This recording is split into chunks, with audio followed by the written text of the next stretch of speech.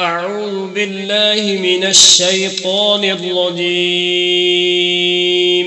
بسم الله الرحمن الرحيم. الحمد لله الذي أنزل على عبده الكتاب ولم يجعل له عوجا قيما لينذر بأسا شديدا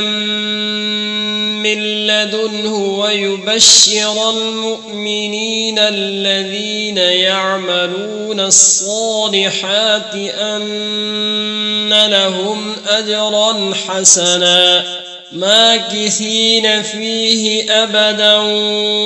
وينذر الذين قالوا اتخذ الله ولدا ما لهم به من علم ولا لآبائهم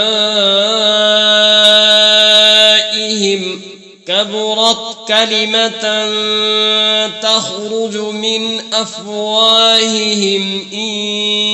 يقولون إلا كذبا ولعلك باخع نفسك على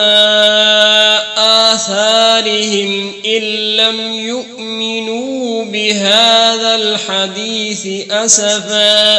إنا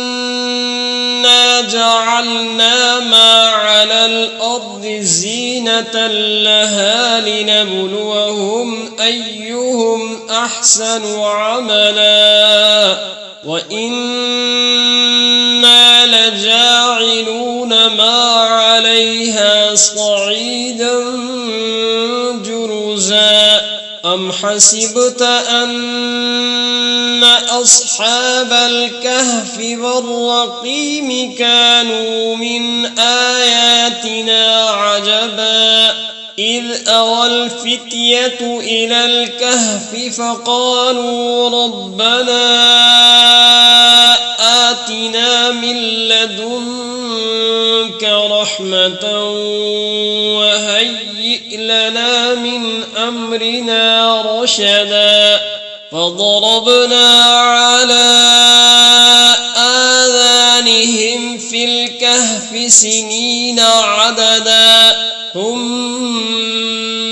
بعثناهم لنعلم أي الحزبين أحصى لما لبثوا أمدا نحن نقص عليك نبأهم بالحق إنهم فتية آمنوا بربهم وزدناهم هدى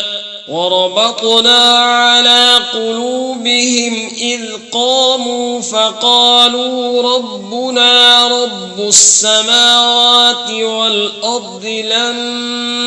ندعو من دونه إلها لقد قلنا إذا شططا هؤلاء قوم اتخذوا من دونه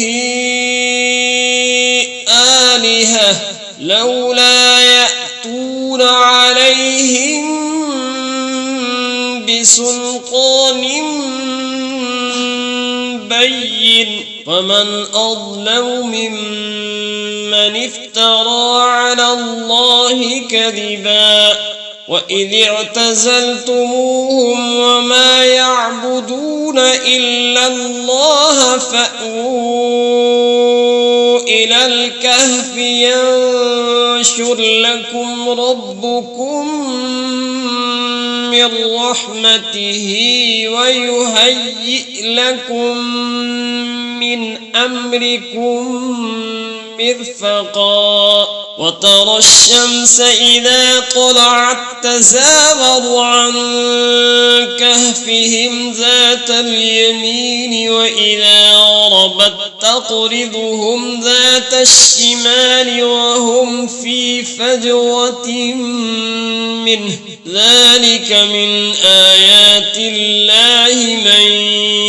يهد الله فهو المهتد ومن يضلل فلن تجد له وليا مرشدا وتحسبهم أيقاظا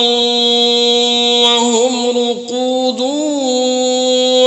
ونقلبهم ذات اليمين وذات الشمال وكلبهم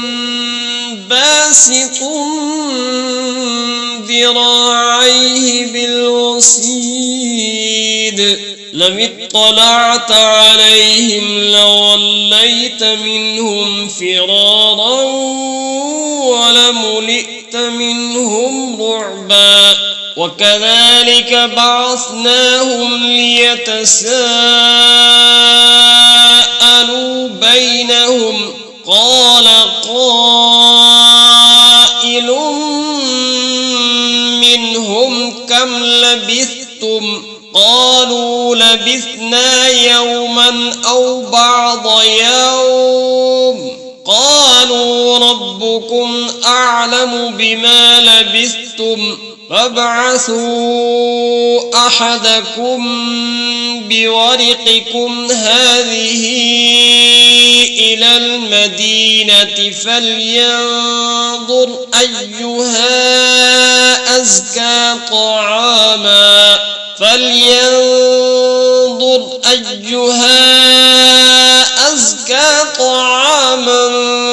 فليأتكم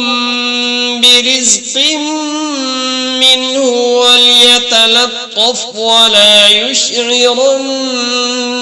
بكم أحدا